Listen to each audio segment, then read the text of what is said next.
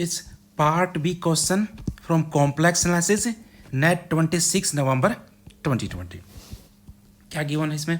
For a positive integer P, P आपके पास पहली बात तो कोई पॉजिटिव इंटीजर है, कंसीडर द होलोमॉर्फिक और you can say analytic function F Z that is equal to sine Z by Z raise to the power P for all Z belongs to C star, because this function is defined for non zero point.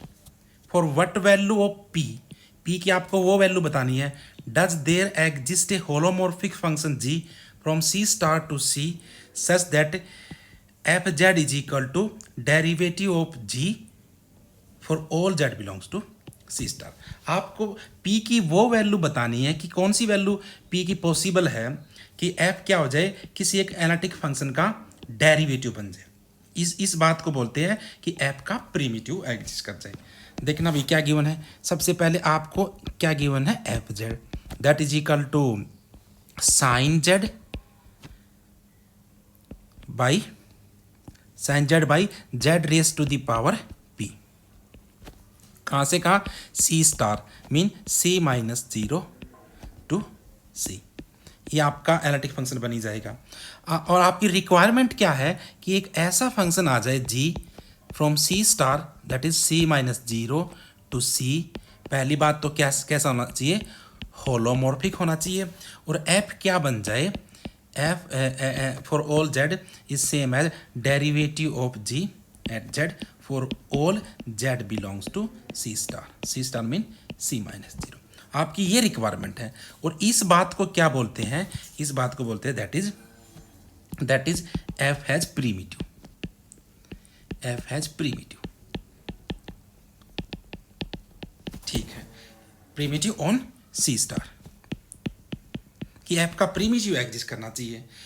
लेकिन हमारे पास एक result होता है कि अगर F function आपका analytic हो जाए और सिंपली कनेक्टेड डोमेन पे एनालिटिक हो जाए तो उसका पक्का प्रीमिटिव एग्जिस्ट करता है। लेकिन हमारे जो मेन बात है, हमारा जो डोमेन है वो सी स्टार है, this is not simply connected domain, simply connected domain. तो हम डायरेक्टली ये नहीं कह सकते कि भी पी कुछ भी ले लो ये तो एनालिटिक था इसलिए इसका अपना प्रीमिटिव हरदम एग्जिस्ट कर गया, नहीं, क्योंकि हमारा डोमेन कैसा है, आपका सिंपली कनेक्टेड डोमेन नहीं है, क्योंकि इसके अंदर होल है जीरो के ऊपर। तो हम इसको अदर किसी और तरीके से देखते हैं। तो आपके पास फंक्शन के पास क्या है, प्रीमिटिव आ गया। अब प्रीमिटिव आ गया तो इसका मतलब तो fundamental theorem of calculus work कर जाएगी, fundamental theorem of calculus works.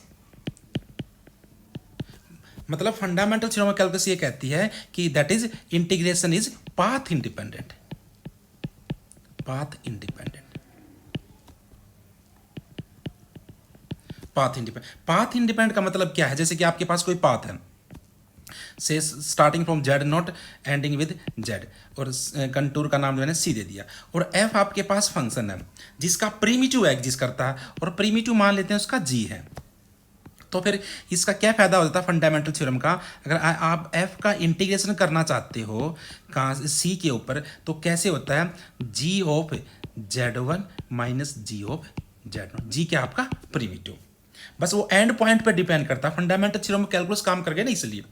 अब इससे हमारा फायदा क्या होगा, इससे अगर मैं ये कहूँ भाई ये कंटूर अगर क्लोज हो जाए, कंटूर अगर क्लोज हो जाए तो स्टार्टिंग वाला और एंडिंग वाला पॉइंट तो हर जगह सेम होते हैं। जैसे मैं इससे स्टार्ट करूँ इसी एंड कर दूँ, कंटूर पूरा हो जाएगा।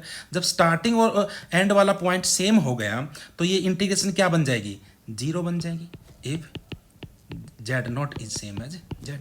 तो कुल मिला के हमारा निष्कर्ष ये निकला कि अगर प्रीमिटिव एग्जिस्ट कर गई तो फंडामेंटल थ्योरम काम कर जाएगी। और इससे क्या हो जाएगा, इससे हमारा ये फायदा हो जाएगा कि आप किसी भी क्लोज कंटूर पे इंटीग्रेशन कर दो, आंसर विल बी जीरो, क्योंकि क्लोज कंटूर सी के अंदर स्टार्टिंग पॉइंट और एंड पॉइंट तो क्या होता है, सेम होता है, तो इसलिए इंटीग्रेशन क्या होगा, जीरो होगा। सो दिस इंप्लाइज जो आप अपना फंक्शन है, अपना गिवन फंक्शन अपना sine Z by Z raise to the power P D Z, इसका मैं किसी भी क्लोज कंटूर के ऊपर इंटीग्रेशन कर देता हूं तो जीरो आएगा अगर प्रीमिटिव एग्जिस्ट किया तो। सपोज कर लेते हैं प्रीमिटिव एग्जिस्ट करता है, ठीक है। सो दिस इंप्लाइज अगर मैं सी को ले लेता हूं circle with centre at zero radius one, तो इसके ऊपर भी क्या होगा, अपना इंटीग्रेशन क्या बन जाएगा, अपना जीरो बन जाएगा, क्योंकि हमने अज्यूम कर लिया ना भाई कि इसका प्रीमिटिव एग्जिस्ट करता है। देखते हैं पी पे क्या कंडीशन आती है। ओके, सो दिस इंप्लाइज, लेकिन बाय कॉची इंटीग्रल फार्मूला ये इंटीग्रेशन किसके बराबर होगा, that is equal to 2 pi iota by, यहाँ पर p है ना 1 less factorial, mean p minus 1 factorial, and 1 less derivative dp minus 1 upon d z p minus 1 किसका, साइन z का, किस पॉइंट के ऊपर, सिंगुलरिटी क्या है, जीरो, इस कंटूर के अंदर सिंगुलरिटी क्या है, जीरो, ये बन जाएगा। So this is equal to zero and this simple है, लेकिन ये वाला पोर्शन तो नॉन जीरो है, तो इसका मतलब इसको जीरो होना पड़ेगा, मतलब derivative p minus 1 derivative of the function sine z at the point z is equal to zero must be zero.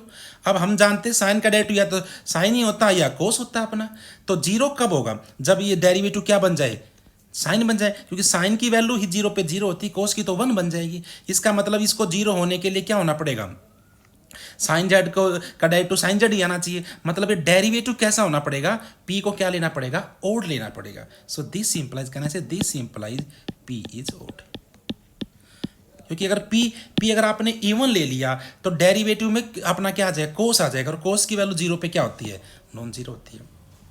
तो इसका मतलब हमने क्या निष्कर्ष निकला, अगर हमारे फंक्शन का प्रीमिटिव एग्जिस्ट कर गया तो p को क्या होना पड़ेगा, ओड होना पड़ेगा। इसका मतलब ये हुआ ना, अगर p ओड नहीं है मतलब इवन है तो प्रीमिटिव एग्जिस्ट नहीं करेगा। ठीक है, अब ऑप्शन में आते हैं, तो इवन पे तो हमने प्रूव कर दिया प्रीमिटिव एग्जिस्ट नहीं करेगा, so this is wrong option. Odd पे हम पहले थर्ड ऑप्शन और फोर्थ ऑप्शन देखते हैं, अगर मल्टीपल ऑफ 3 आ गया, मल्टीपल ऑफ 3 के अंदर तो इवन भी आएंगे, सो this is not A correct option. Multiple of 4 के अंदर तो आने ही इवन इंटीजर है, तो correct answer will be third one. Okay, so answer is B. Thank you.